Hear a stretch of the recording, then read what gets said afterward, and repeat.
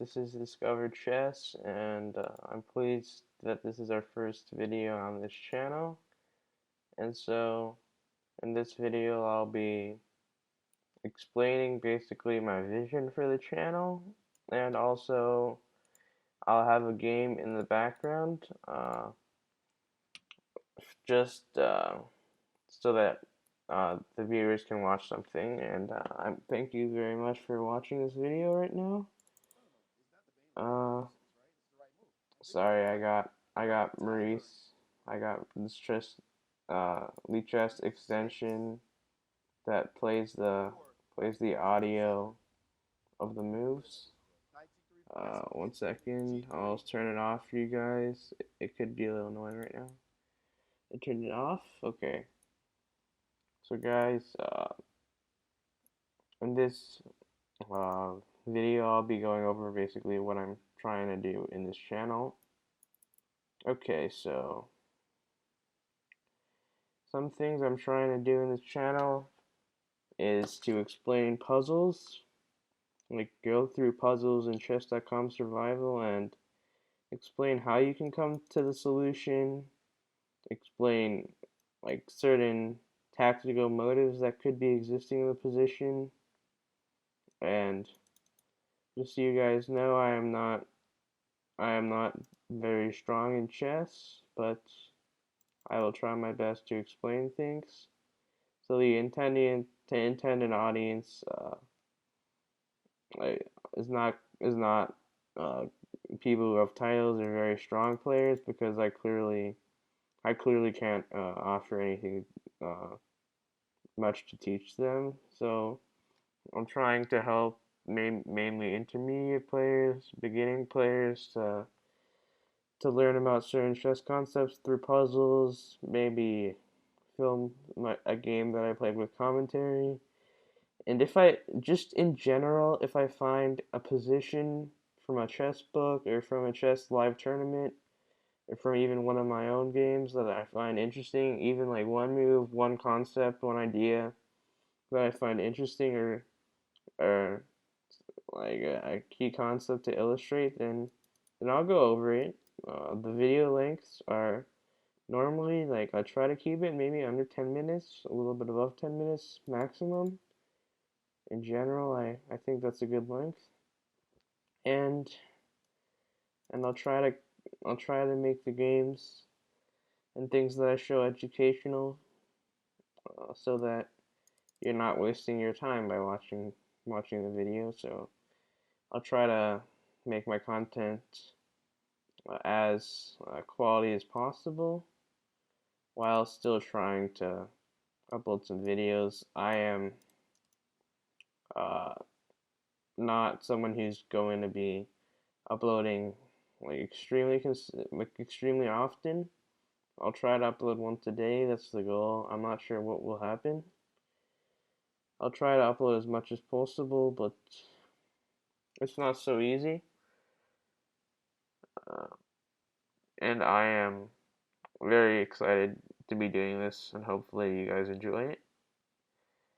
So in this game, mm, I don't think it's really so easy to get control of the e4 square.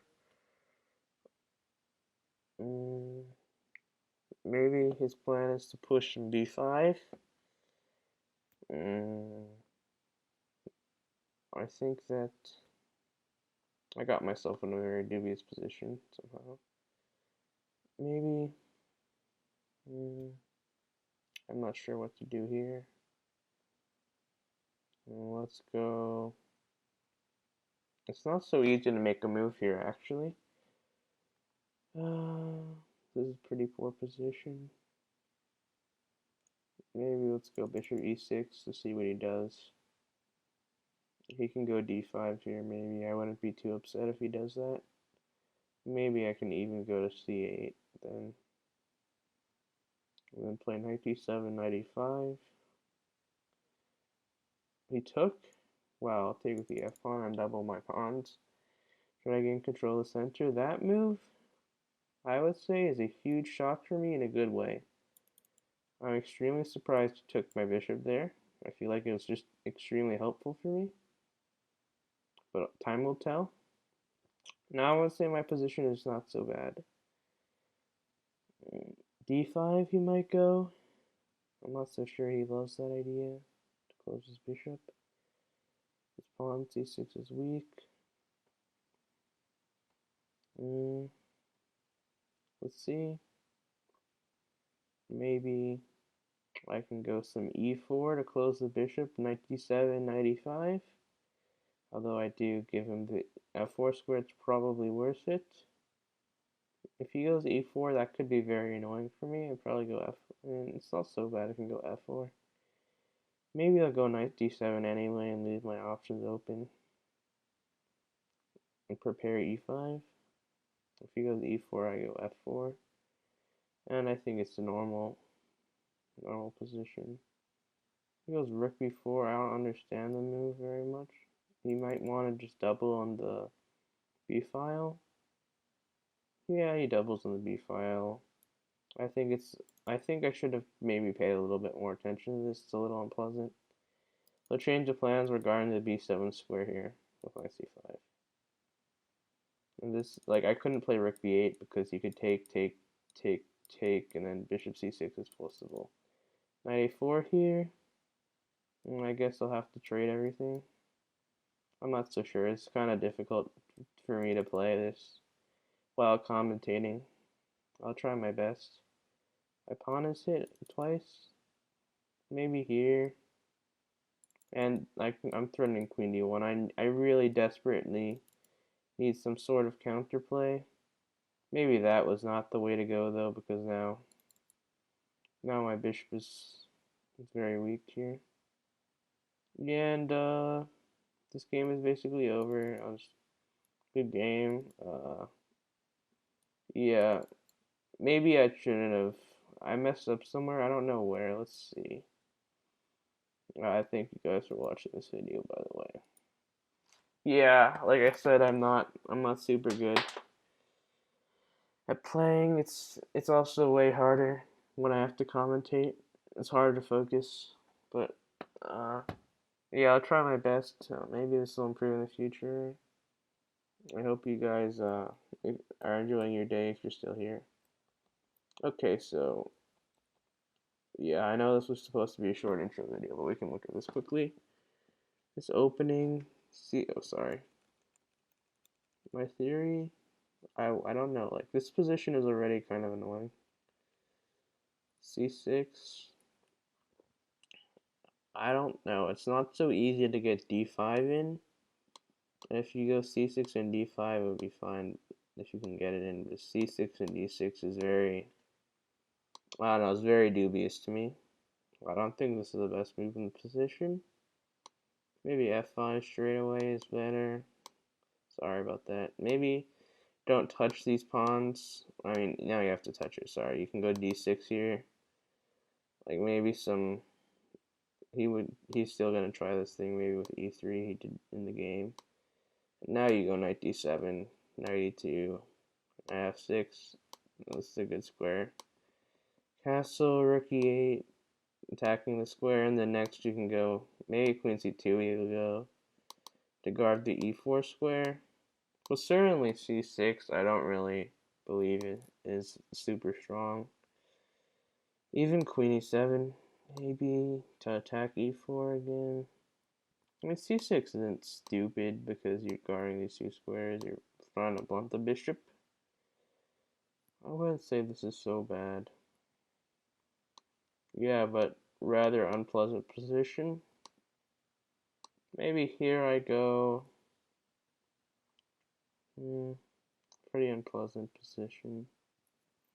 I really don't like it. Maybe even I have to go c6 here. Yeah, but I don't know. This position, these positions are not so good for me.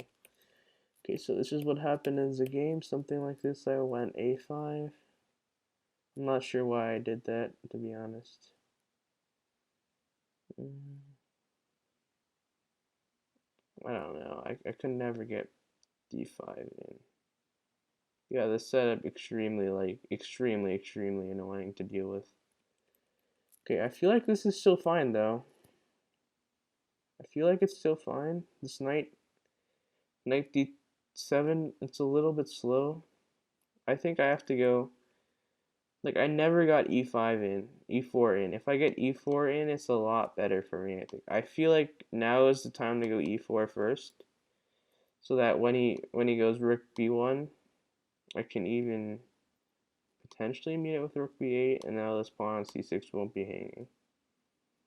I would say this is extremely unpleasant to deal with it on this position already. I really don't like it. But rook b8, even is possible. And now the plan may be knight into d3 eventually or something.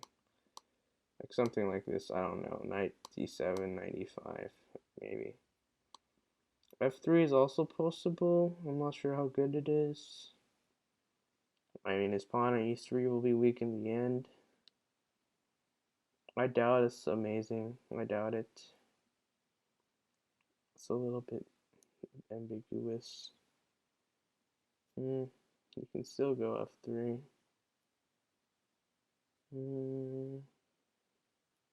F3